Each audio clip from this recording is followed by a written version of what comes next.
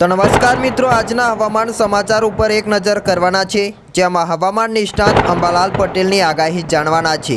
તેમણે જણાવ્યું છે કે એપ્રિલની 21મી તારીખ સુધીમાં રાજ્યના વિવિધ વિસ્તારોની અંદર પ્રી મોન્સૂન એક્ટિવિટી સક્રિય બનવાની શક્યતાઓ છે અને જેના કારણે અમુક વિસ્તારોની અંદર વરસાદ, કરા અને પવનની ગતિમાં વધારો જોવા મળી શકે છે।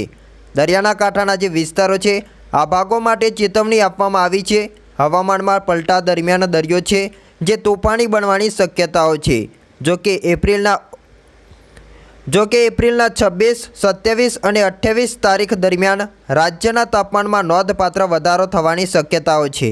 વધુમાં જાણીએ તો આજે મિત્રો મધ્ય ગુજરાતમાં ગરમીનો પ્રકોપ જોવા મળી શકે છે।